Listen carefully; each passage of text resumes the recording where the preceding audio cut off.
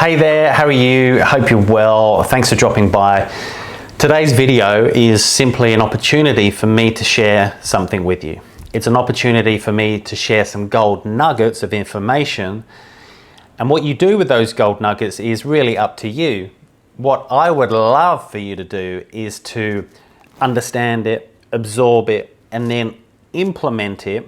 You know, you can do this over a stepwise fashion, but implement that over a course of time and see what the benefits are. So you become almost like the case study. Now, what I'm about to share over the next 20 minutes is not radical. It actually has its foundations in something that we do every single day, and to our favor and to our benefit, we actually enjoy it. So I'm not asking you to radically edit your lifestyle. It's not based in diet. We'll get to diet in a later episode. So I'm not asking you to eat kale breakfast, noon and night. It's not based in exercise. Again, we'll get to that in a later video. So I'm not asking you to go to the gym more often or do more burpees or squats or anything of that nature. As I said, it's something that we do every single day. We enjoy it, but how do we optimize that single thing that we do every single day to yield and benefit from the plethora of health benefits that we can attain from that thing if that thing is optimized?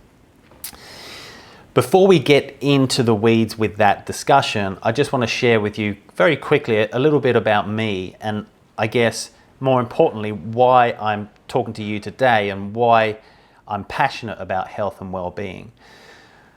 Sort of historically, you know, as a kid and in my adolescence, I played a lot of sport. That was my one true passion. I played everything from table tennis to soccer to volleyball to rugby. Anything with a racket or a ball, I was the man. And then I guess as I sort of got out of adolescence and into my 20s, I sort of streamlined a little bit, and I became obsessed with running, and I became obsessed with the gym, but running was my thing, and I started to compete in 10K runs and half marathons, and I had relative success with some of those. So that was part of my identity. I was the fit man. I was the fit guy, and even if you didn't know me personally, you would have seen me running around like a lunatic around the local neighborhood. At the age of 27, so in 2005, I'm giving my age away now, that was cataclysmically shattered. So I injured my back, and I'd never had a back injury. I'd never really had a serious injury at that point. So I just knew that I'd done something reasonably serious. I knew that I would have to take, I think it was on a Thursday afternoon. So in my mind, in my logic, I was like, well, I'll probably have to have the weekend off the gym or off running, which, you know, was hard enough for me to manage at that time. Anyway, I laid up, I rested up, probably took some anti-inflammatories and some painkillers. The Monday came, I was no better off than I was, you know, hours after the injury occurred. So I started to pursue modes of therapy and treatment. So chiropractic treatment, osteo, physio, massage, all the normal kind of modes of therapy that you would expect to go to if you had a back injury. Anyway, I thought, you know, maybe it's a few weeks that I have to rest up. Any of the weeks merged into months, the months rolled by and turned into years. So I very quickly learned that the former ID of myself was starting to disseminate, was starting to evaporate and dissolve in front of my eyes, so to speak. I was no longer the fit guy anymore. I couldn't do anything that resembled what I was doing before. I couldn't do a push-up, I couldn't do a squat, I certainly couldn't run. So as time wore on, you know, as the years started to roll around, I was constantly in pain and discomfort. It eroded my ability to be present, and with that actually enjoy life. So for all those years, I actually felt that I stepped out of life, and life was happening to other people around me while I sort of sat on the sidelines. I defy anyone to be truly present and content or maybe happy when they're dealing with chronic pain and inflammation. And I tried everyone. Trust me, I tried every chiro, every physio, every osteo, healing hands. And I'm not a believer per se, but I was kind of at my wit's end. Acupuncture, stretching, I tried it all. And I guess I tried it all because I was coming at my injury from a mechanical sense. I've got an exercise science background, and I could see on my scans that there was a mechanical disruption to my pathology. So I was like, well, okay, there's got to be a mechanical remedy to this. Anyway, as I've said, I've tried everything and got no real results. Glimmers of a decrease in pain and an increase in mobility, but it was short-lived, days. Anyway, in the 8th year, so this is 2012, 2013, I started to read about foods that were pro-inflammatory and foods that were anti-inflammatory. And at that point, as you can imagine, I thought, well, I've got not much to lose. So I started to analyze my diet, and I could see it wasn't terrible, but there were potholes in it. So I systematically started to eliminate the foods that were pro-inflammatory and embrace and explore the foods that were anti-inflammatory. And I was quite militant about it. I made firm parameters because I wanted to get better. I wanted to heal myself. And so over time, this adaptation to my diet meant that, to my mind, I gave my body the bandwidth to heal. Your body's MO is to heal and thrive and move us forward in this world. If it has a fire to put out, we need to give it the resources to put out that fire. What was happening for me, the diet that I was engaging in was actually fueling some intermittent inflammation. So no longer could my body put out the raging fire, being my back pain, a legitimate cause for concern, a legitimate injury and trauma. It was having to put out all these spot fires caused by, lazy nutrition, let's say.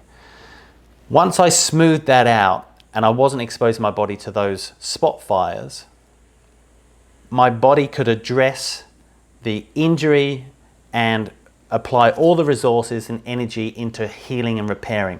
And so over that next 12 months, I went from being a pretty grumpy, cranky male, unable to do anything I had been doing for the first 27 years of my life, to getting back in the gym, moving my body to have less pain, more mobility. And then of course that opened the door to be more present. I was able to smile a bit more than I had been for the last 7 years. I became more connected to that identity of being the fit guy again because I felt good about myself. And it's all an internal representation of that. But the two started to dovetail again. And so I started to get my identity back. And my level of presence and my level of connection and my level of ability to be present in the world started to return. And then building from that, it's just been I'm happy to say, a stepwise progression, sequential development to the point now that where am I now? 2022. I'm 7 years, 8 years beyond that point, more, 9 years. And I don't associate myself with being the victim of back pain anymore. Occasionally it'll flare up, but no more than anyone else. And so what that has taught me, and this is my point, that I've learned firsthand that food can be medicinal and therapeutic. And if you stack that up with some good sleep, some hydration, moving your body from time to time, a bit of sunlight in the morning, you've actually created something that is significantly going to improve your life from every aspect, from your vitality, your immunity, your energy, every aspect. If you do a number of things and you do them reasonably well, you eat reasonably well, you sleep reasonably well, you move your body from time to time, you stay hydrated, and you get some sun. What could be simpler than that? But what I want to look at today is how sleep can really impact all manner of physiological and mental state. So there's not one physiological process that doesn't get affected downstream of poor sleep. So what is sleep? Let's put a line through this. What is sleep? Well, sleep is the opportunity for us to rest and restore and rejuvenate. And when I say us, I mean our organs and our cells. We follow a circadian rhythm. Within that circadian rhythm is that 24-hour clock. And let's say, for sake of ease of understanding, there's two simple operating systems within that 24-hour clock. We've got the awake system, an operating system, which you and I are in right now, largely influenced by the sun, but there's some other external cues. And that's backed by a certain bunch of hormones. And so we're alert, we have great cognitive function, we've got more muscle tone, heart rate is up, we are primed for the day. Then we transition into restfulness and then finally sleep. And that's backed by a different set of hormones. And we need both those operating systems within that 24-hour clock. Both are perfectly normal, both are perfectly natural. It's when there becomes an imbalance of those two operating systems that cracks can appear. So what I want to talk about today is how sleep can impact our health and how to reverse engineer that. And I think I've identified, shall I say, 3 really simple things that we can all do to improve the quality of our sleep. So the literature sort of dictates that the golden number of hours that we should be sleeping is about 7 to 8 hours. Now, what's important, to a slight tangent here, or a slight caveat, is that what's really handy to know is what your chronotype is. Now, your chronotype is your pre-programmed, genetically inherited optimal time to sleep. Now, we're all different. And how do you find out yours? Well, probably easier said than done. But you might remember a time before iPhones and Netflix. You might even remember a time before TVs. Or you might remember a time that you spent a bit of time in the bush. What I'm saying is, the only way to truly understand what your true chronotype is to dissolve those gadgets from our life, get back to nature, and spend enough time in nature that you start to sync with the circadian or the natural biological rhythm of the day. And at some point you will feel a strong urge and desire to sleep. And that is your chronotype. So the population is split between night owls and morning larks, and there's probably about 60% of the population are morning larks, about 30% are night owls, and the rest of the percentages are sort of a bit of a scatter amongst those two categories. So understanding your chronotype is a very useful thing to have in your back pocket, because you know, okay, well, I'm a morning lark, so I go to bed early, and then I extrapolate what time I should get up following that 7 to 8 hour arc. Conversely, if you know that you're a night owl, where do I need to fall asleep to ensure that I still get that 7 to 8 hours? Unfortunately, in today's society, in the Western world, we favor the morning, or the morning lark, because work starts early. There's an imperative to train before work. You know, school starts early. So there's everything that's stacking up early in the day. So we reward the morning lark, and it's harder for the the night owl, because obviously they're going to bed later, and so for them to get their optimal 7 or 8 hours, they're waking up later in the morning, and so it's just harder for them to legitimately get their optimal 7 to 8 hours, because they're having to intervene or interrupt their 7 to 8 hours to get up and ready for work or school or whatever it may be. So that's the first thing to have in your back pocket. Understand what your natural chronotype is. From there, I've identified 3 things that really assist in improving your sleep efficiency. And your sleep efficiency, let's identify that term.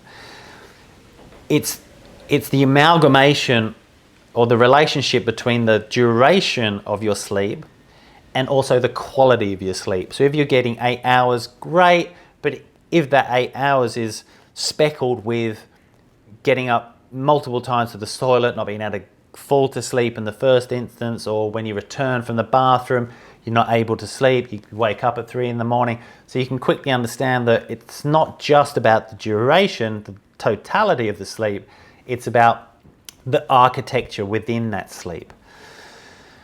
So, the first gold nugget, I talked about gold nuggets at the start, and here's the first one. So the first one you can do to improve your sleep is do something at the start of the day. And what that is to get outside on your balcony, down the beach, round the block, in your garden, whatever it may be, for about 20 or 30 minutes. And what that does, that allows the photons from the sun, and it doesn't matter if it's a cloudy day, and I wouldn't recommend, I highly discourage you from looking at the sun, but just being outside, so not behind sunglasses and not behind panes of glass, but being outside in the open air and allowing the photons to hit your melanopsin receptors in your eyes.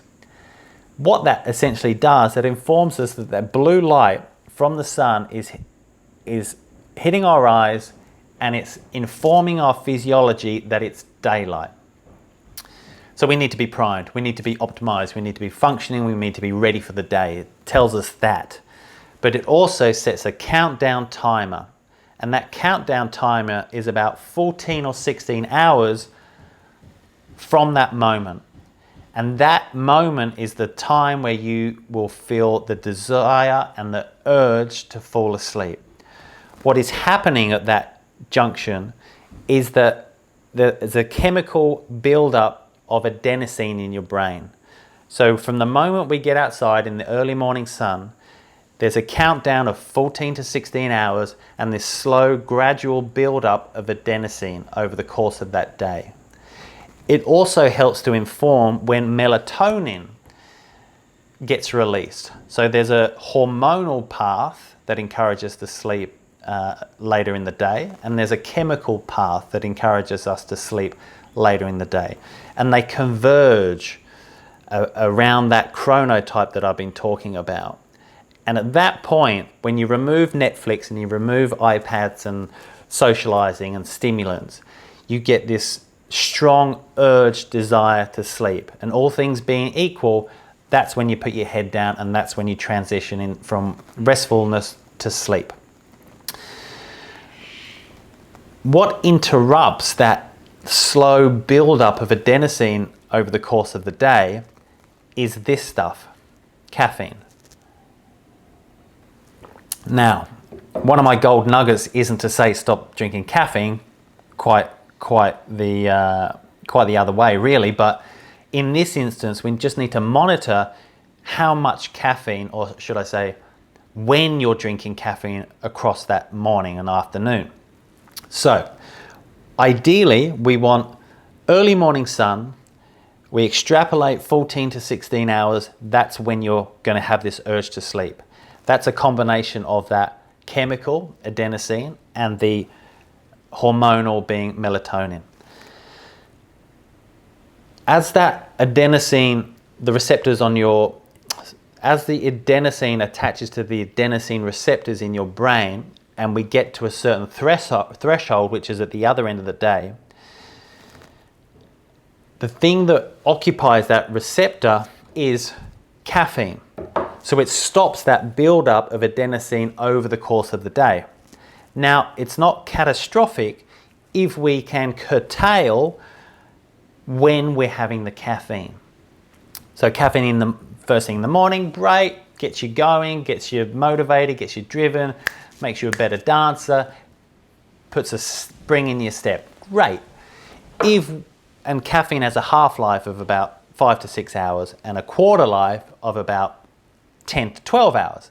So what I'm saying is, second gold nugget, if you're having your last coffee at 12 noon, you've got quarter of that caffeine in your blood or in your system at 10 p.m. or 12 p.m., 12 midnight.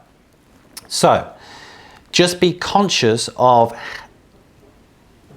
when you're having your last coffee, because it can disrupt that build-up over time of adenosine on your adenosine receptors. Okay, so that's the first and second gold nugget. The first one is that early morning sun, 20 or 30 minutes. No sunglasses, no panes of glass.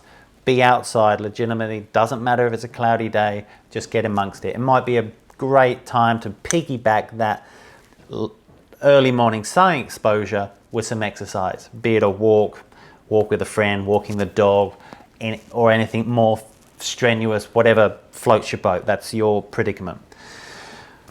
So that's number one gold nugget. Number two gold nugget is monitor when you're having your last coffee.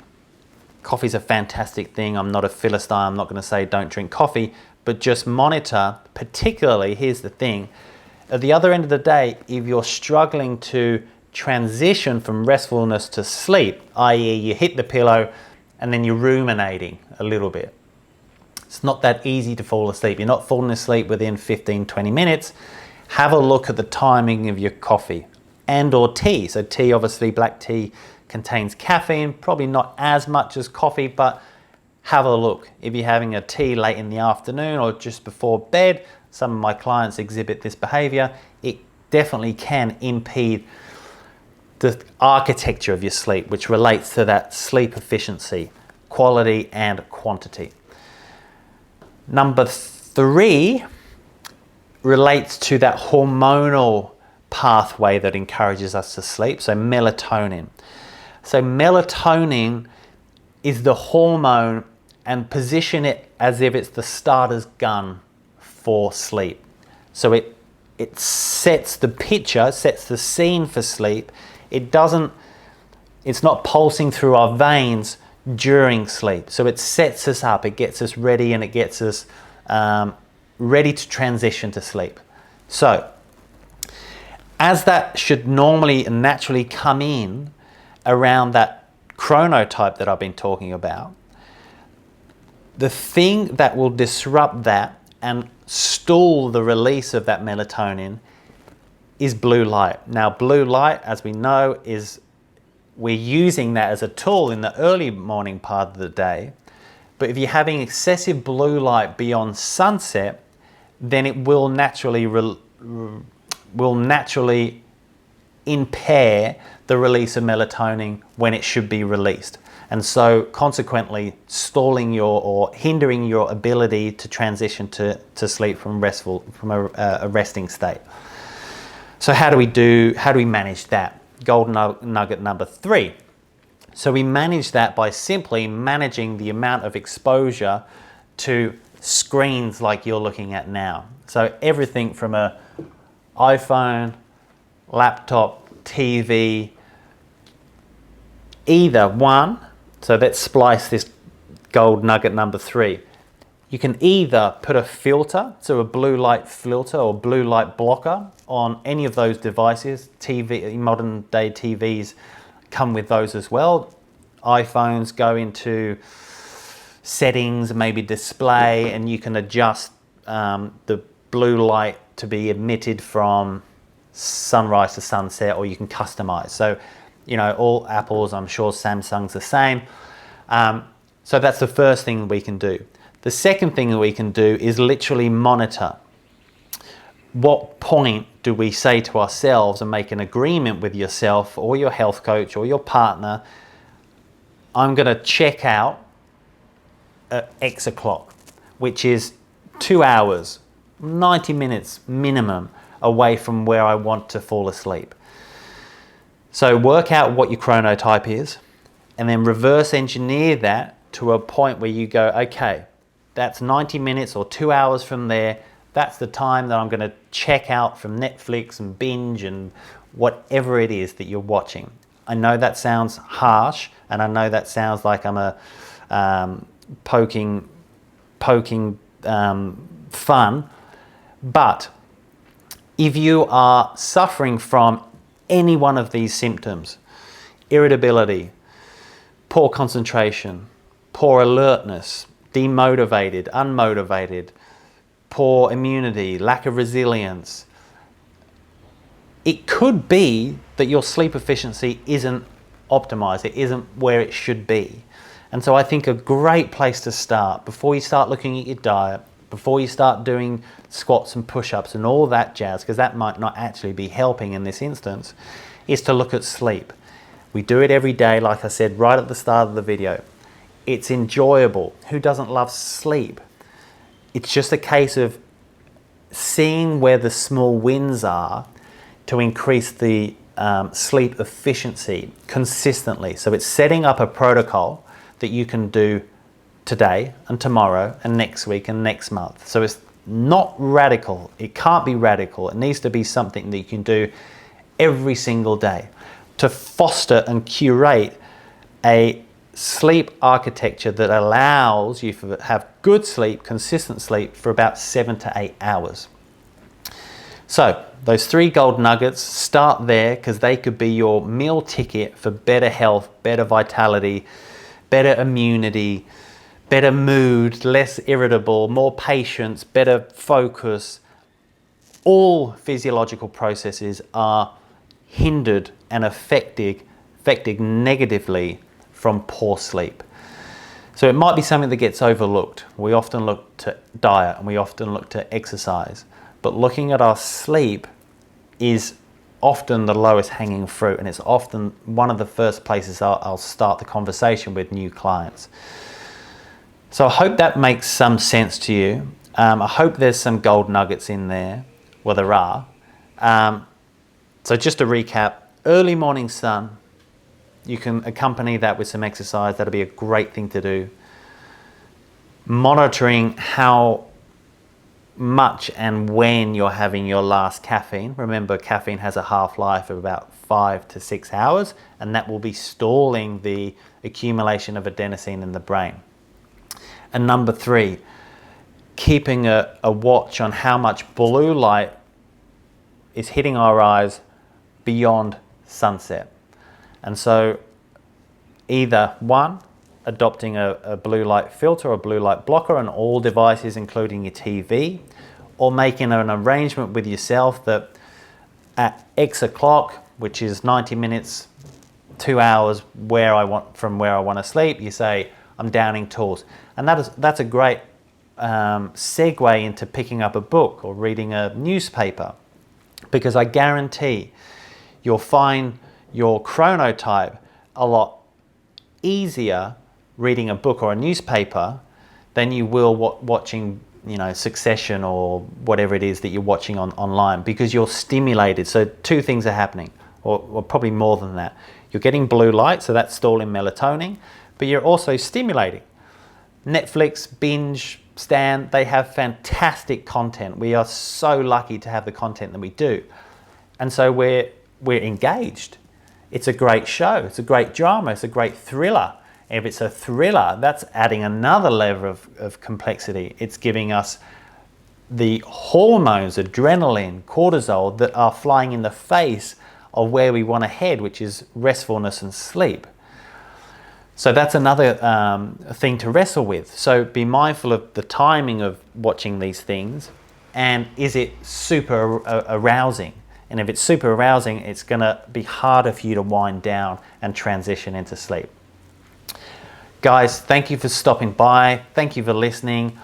Try and implement some of those things over the course of a month, let's say 30 days would be a great opportunity to to integrate it, to embed it, and to see what the ramifications are, to see what the net result is. If you see an upturn in your resilience, your energy, your irritability, your mood, then hey, something's working, and those gold nuggets are gold nuggets. And so you embed that, you keep hold of that thing. And is there an opportunity to improve it any more? Can I edit, can I splice it a little bit more to optimize that one thing that we do every single day that has these potent, powerful ramifications for our health? All right, guys, stay tuned. There's heaps more videos coming down the line: fitness, cooking, stress management, everything. So I look forward to sharing more with you.